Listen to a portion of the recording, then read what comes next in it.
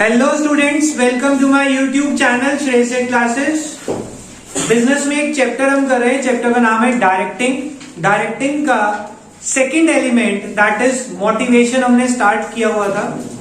Motivation का मतलब मैंने आपको बताया था। मोटिवेशन का मतलब क्या होता है? किसी को एनकरेज करना, इन्फ्लुएंस करना, जिससे कि वो अपनी तरफ से बेस्ट परफॉर्मेंस दे सके टारगेट्स को अचीव करने के लिए। अब किसी को मोटिवेट करने के लिए हमें उसे कुछ इंसेंटिव्स यानी कि बेनिफिट्स या रिवॉर्ड्स देने पड़ते हैं, जिससे वो मोटिवेट हो जाए और अपनी तरफ से बेस्ट परफॉर्मेंस दे सके। अब वो बेनिफिट्स या रिवॉर्ड्स कौन होते हैं? इंसेंटिव्स। अब जो इंसेंटिव्स हैं दो तरह के होते हैं, फाइनेंशियल। फाइनेंशियल इंसेंटिव कौन से होते हैं? वो बेनिफिट्स या वो रिवॉर्ड्स जो हम मनी की टर्म्स में मेजर कर सके। और नॉन फाइनेंशियल कौन से होते हैं? जो मनी की टर्म्स में मेजर नहीं होते। अभी हमने फाइनेंशियल के 4 पार्ट पढ़ लिए थे कि मनी की टर्म्स में जो फायदे दिए जाते हैं, पहला होता है पे एंड अलाउंस। दूसरा हमारे पास है प्रॉफिट शेयरिंग। प्रॉफिट शेयरिंग मैंने आपको बताया था। प्रॉफिट शेयरिंग का मतलब क्या है कि कंपनी एक परसेंटेज फिक्स कर देती है, उससे ऊपर जितना भी कमाया वो पार्टनर्स में डिस्ट्रीब्यूट होगा। फिर हमने बताया था स्टॉक ऑप्शन। आपको स्टॉक ऑप्शन का मतलब क्या होता है कि कंपनी अपने शेयर अपने एम्प्लॉइज को मार्केट से सस्ते रेट पे दे देती है। लास्ट हमने पढ़ा था इसमें बोनस। बोनस क्या होता है? जब employees one time extra payment दे किसी एम्प्लॉय को फॉर हिज बेटर परफॉर्मेंस, तो वो होता है बोनस। आज हमने पढ़ना है फिफ्थ, कमीशन। फिफ्थ हमने क्या पढ़ना है? कमीशन क्या होती है? कमीशन बेटा ये जनरली सेल्स डिपार्टमेंट के एम्प्लॉइज को दी जाती है। किसके एम्प्लॉइज को? Commission on the basis of sales order booked by them. जितने उन्होंने सेल ऑर्डर बुक करे हैं उस बेस पे कमीशन दी जाती है। जो सेल्स पर्सन होता है उसकी सैलरी के साथ साथ उसे कमीशन मिलती है। कितनी कमीशन? जितनी उसने सेल करी। आप देखते हैं कहीं पे भी अगर आप कोई चीज परचेज करने जाते हैं किसी दुकान में, जो सेलमैन होता है वो कोशिश करता है, पूरी कोशिश करता है कि आपको एक आधा प्रोडक्ट दे के भेजे वहां से। कोई कपड़े के शोरूम में चले जाओ, किसी आप शूज के शोरूम में चले जाएं, क्योंकि वो जो सेल पर्सन है ना, उसकी सैलरी डायरेक्टली डिपेंड करती है कि उसने कितने एफर्ट्स लगा के गुड्स को बेचा। Salary plus commission.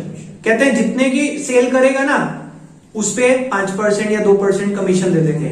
ऐसा क्यों किया जाता है? जिससे कि वो बेचने की पूरी कोशिश करे, क्योंकि जो सेल पर्सन है उसी पे डिपेंड करता है कि कितनी सेल होने वाली है। वरना सेल पर्सन क्या करेगा? मान लो कपड़े की दुकान की बात करें तो क्या करेगा? कपड़े दिखा देगा खोल खोल के, पर जो कस्टमर को मोटिवेट नहीं करेगा वो खरीदने के लिए। क्यों? क्योंकि कहेगा यार मुझे तो सैलरी मिलनी है, दिखाते रहे, पसंद आएगा तो ठीक है, वरना पैक करके रख दूंगा, नुकसान मालिक का है। पर मालिक तो ऑब्वियसली मालिक है, तो उसने लालच दिया कि जितनी तुम सेल करोगे उस पे प्लस आपको और कमीशन दी जाएगी। That is the commission. समझ आ गई बात? तो देखो क्या लिखते हैं, commission is the common incentive for those employees who are working under sale department. कह रहे कमीशन बहुत कॉमन इंसेंटिव है उन लोगों के लिए जो सेल डिपार्टमेंट में काम कर रहे हैं। Generally the sale person get the basic salary along with this commission on every sales order. उन्हें सैलरी तो मिलती है, प्लस हर ऑर्डर पे कमीशन भी मिलती है।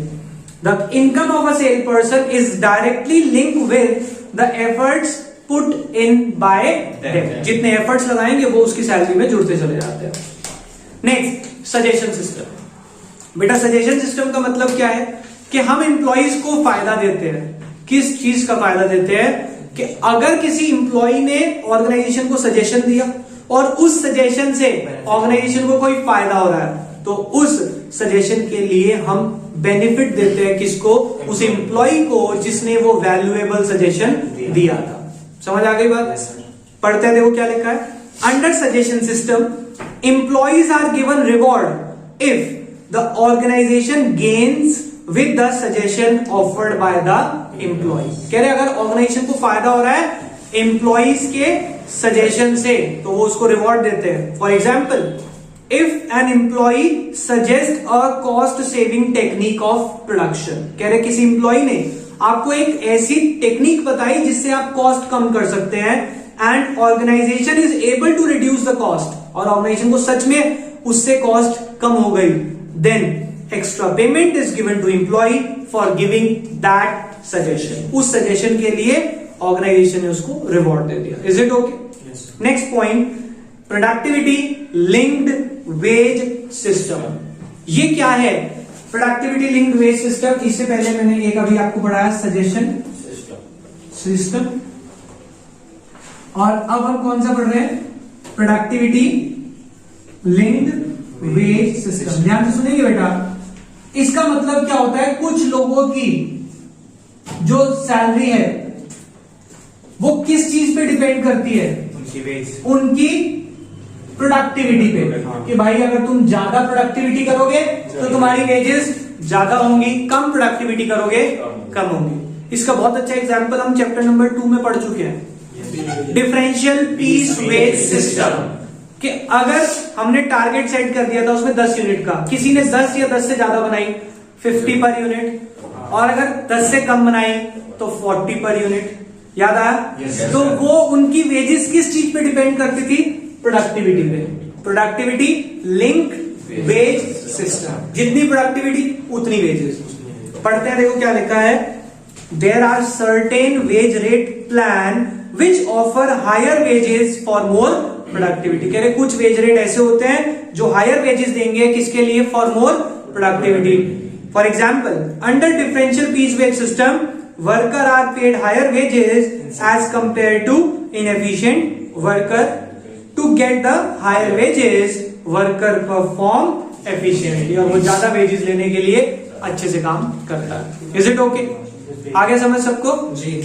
Next, retirement benefits. बेटा हम सब जानते हैं आज की डेट में गवर्नमेंट जॉब के लिए कोई भी प्रेफर क्यों करता है? पता है? उसको रिटायरमेंट बेनिफिट्स बहुत मिलते हैं। आप देखें, अगर कहीं भी आपके पेरेंट्स कहते हैं ना बेटा सरकारी जॉब ले ले, अच्छी होती है। क्यों अच्छी होती है? क्योंकि रिटायरमेंट के बाद आपका फ्यूचर सिक्योर होता है, पेंशन आती है। तो कुछ लोगों के लिए ये भी एक फाइनेंशियल इंसेंटिव है, पैसा मिलेगा और फायदा है क्या कि रिटायरमेंट के बाद भी मुझे कोई रिस्क नहीं है। पढ़ते हैं, देखो क्या लिखा है, some organization offer retirement benefit such as pension provident fund to motivate the employees. कह रहे कुछ ऑर्गेनाइजेशन अपने एम्प्लॉइज को मोटिवेट करने के लिए रिटायरमेंट बेनिफिट लाइक पेंशन देती है। These incentive are suitable for employees who have security and safety needs. कह रहे हैं ये उनके लिए मोटिवेटर है जिन लोगों को क्या चाहिए होता है? सेफ्टी एंड सिक्योरिटी, कि मेरा फ्यूचर क्या रहे? सिक्योर रहे, टेंशन ना हो फ्यूचर की। ये उनके लिए अच्छे इंसेंटिव है। और लास्ट इंसेंटिव हमारा है पर्क्स, परक्विजिट्स और फ्रिंज बेनिफिट्स। बेटा जो परक्विजिट्स है उसी की शॉर्ट फॉर्म बनाई पर्क्स, परक्विजिट्स, और उसी की शॉर्ट फॉर्म क्या बनाई? पर्क्स, और इसको हम फ्रिंज बेनिफिट्स के नाम से बोलते हैं। ये होते क्या है परक्विजिट्स? ध्यान से समझेंगे।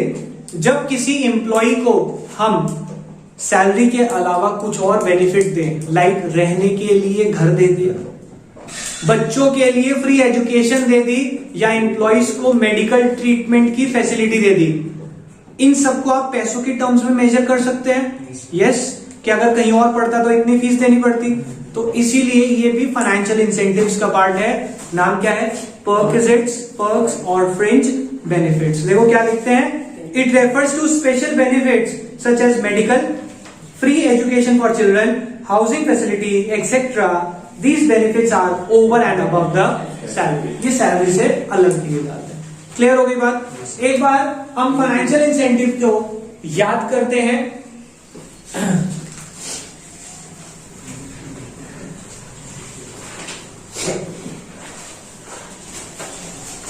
देखो बेटा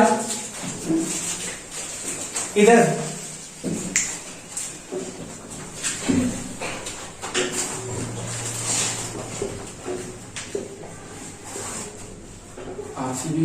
यस, ध्यान से सुनेंगे।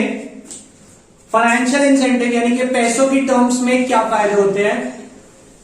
एसपी साहब सीबीआर पे घूम रहे हैं सीबीआर एक बारी है ना, एसपी साहब किस पे घूम रहे हैं, सीबीआर पे। पहले एसपी की फुल फॉर्म याद करते हैं, 2 एस हैं, stock option suggestion system, stock option suggestion system. 4 T हैं, pay and allowance, profit sharing. Yes, pay and allowance, profit sharing. 4 हो गए, पहले यहीं तक याद करते हैं। Stock option suggestion system, stock option pay and allowance, profit sharing. एक काम करो, पहले चारों पी याद करो, pay and allowance, profit sharing, pay and allowance, profit sharing. Production, productivity linked wage system और प्रोडक्टिविटी लिंक्ड वेज सिस्टम, चार हो गए। पी प्रॉफिट शेयरिंग और प्रोडक्टिविटी लिंक्ड वेज सिस्टम, चारों पी हो गए। 2 एस थे, स्टॉक ऑप्शन और सजेशन सिस्टम। अब एसपी साहब जो थे उन्हें सीबीआर पे घूमने का शौक था और ये तीनों चीजें उन्हें भी मिलती हैं, ध्यान से सुनना, कमीशन, बोनस, रिटायरमेंट बेनिफिट्स। सरकारी नौकरी है तो ये तीनों बेनिफिट उन्हें भी मिलेंगे, कमीशन, बोनस और retirement benefit. Is it okay? Let's move on to the next topic, non financial incentive, जो हम पैसों की टर्म्स में मेजर नहीं कर सकते। क्या लिखा है? Money is not only the motivator. कह रहे हैं हमेशा पैसा मोटिवेट करे ये जरूरी नहीं है। उन्होंने ये नहीं कहा कि पैसा मोटिवेट नहीं करता, पैसा तो सबको करता है। कह रहे सिर्फ पैसा मोटिवेट करे ये जरूरी नहीं है, साथ साथ all the needs of individual can not be satisfied by money alone. सारी जरूरतें पैसों से पूरी नहीं हो सकती। Psychological, social and emotional factor play an important role in providing motivation. कह रहे आपकी साइकोलॉजिकल और इमोशनल फैक्टर भी बहुत इंपॉर्टेंट रोल प्ले करते हैं आपको मोटिवेट करने के लिए। जैसे कि मैंने आपको समझाना है कि पेपर या पढ़ना जरूरी क्यों है, मैं उसमें फाइनेंशियल की बजाय आपके इमोशनल फैक्टर्स को टच करता हूं, क्योंकि इमोशनल फैक्टर भी मोटिवेट करने के लिए बहुत जरूरी होते हैं। Non financial incentive mainly focus on, किस पे फोकस करते हैं non financial? On emotional satisfaction rather than money satisfaction. तो तभी देखना मैं आपको हमेशा मोटिवेट करने के लिए आपके इमोशनल फैक्टर्स को टच करता हूं। मैंने आपको बार बार कहा कि हमारी पढ़ाई अगर हम रियल लाइफ में इंप्लीमेंट करें ये हमें बहुत फायदे देने वाली है। तो मैं भी इसी का फायदा उठा के आप सबको समझाने की कोशिश करता हूं, क्योंकि मुझे पता है बच्चों की एज में अभी जो बच्चे ज्यादा पैसों की लालच में नहीं पड़े, उन्हें मोटिवेट करने का सिर्फ एक ही तरीका है कि उन्हें इमोशनल सेटिस्फैक्शन दिलवाया जाए कि हाँ मुझे पेरेंट्स के लिए करना है ये काम। क्योंकि अभी जो बच्चे, आप सब जानते हैं, जो बच्चे पैसों के लालच में लग गए वो कभी पढ़ाई नहीं कर पाते। आप सब देखते हैं आपके रिलेशन में होगा कि जो भी पैसा कमाने लग गया वो उसकी पढ़ाई खत्म है वहीं पे, फिर पढ़ाई नहीं होती उससे आगे, क्योंकि लालच क्या आ जाता है? फाइनेंशियल इंसेंटिव्स आ जाएंगे ना आपकी जिंदगी में, तो आप नॉन फाइनेंशियल को इग्नोर करना शुरू कर देते हैं, फिर इमोशनल फैक्टर्स आपके लिए कोई काम नहीं करते। कोई कहेगा कि भाई पढ़ ले, अभी तो टाइम है, माँ बाप के लिए कर ले एक अच्छी जिंदगी में। अरे छोड़ना, पढ़ने के बाद भी तो पैसा कमाना है, अब भी कमा रहा हूं। तो ऐसी बातें आती हैं because you are getting financial incentives. Clear? पढ़ते हैं। पहला नॉन फाइनेंशियल में क्या है? कुछ लोगों के लिए पैसे से ज्यादा जरूरी होता है उनका स्टेटस। स्टेटस क्यों जरूरी है? क्योंकि वो कहते हैं कि सर पैसा तो ऊपर वाले की तरह से घर में सब कुछ है, थोड़ा हम भी कमा लेंगे तो आराम से जिंदगी चल जाएगी, पर एक ऐसी जॉब होनी चाहिए जहां पे अगर मैं हूं तो घर वालों को ये ना लगे यार ये क्या कर रहा है जिंदगी में, इनने कुछ किया नहीं। एक रेपुटेशन होनी बहुत जरूरी है। देखो क्या लिखते हैं, in organization context status means ranking of position. कह रहे स्टेटस का मतलब क्या है कि आप ऑर्गेनाइजेशन में किस रैंक पे काम कर रहे हैं। देखो काम तो हमने ऑर्गेनाइजेशन में ही करना है अगर हम जॉब करेंगे, वो ऑर्गेनाइजेशन कोई भी हो। अब डिपेंड करता है कि आप उसमें कौन सी पोजीशन पे, कौन सी रैंक पे है, तो वही तो स्टेटस है। तो status means ranking of position in the organisation. और स्टेटस कैसे पता चलता है?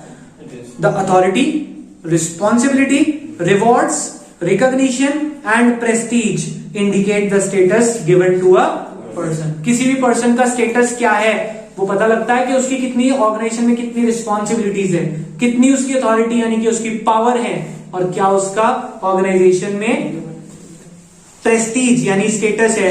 उससे पता लगता है कि वो ऑर्गेनाइजेशन के लिए वैल्यू रखता है या नहीं। समझ आ गई बात? पहला। दूसरा, ऑर्गेनाइजेशन क्लाइमेट, ये बहुत इंपॉर्टेंट है।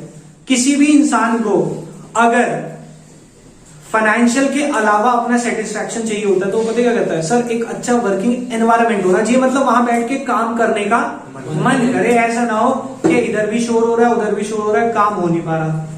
तो कुछ लोग या ज्यादातर लोग आज की डेट में क्या कहते हैं कि सर काम तो हो पर ऐसा ना हो कि सिर में दर्द हो रहा और काम कर रहे पागलों की तरह।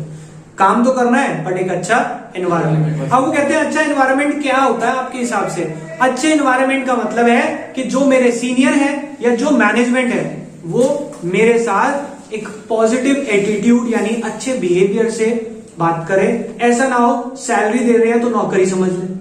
That is the organisational climate. पढ़ते हैं, देखो क्या लिखा है। Organisation climate indicates the characteristics which describe the organisation. कह रहे हैं ऑर्गेनाइजेशन क्लाइमेट क्या शो करता है?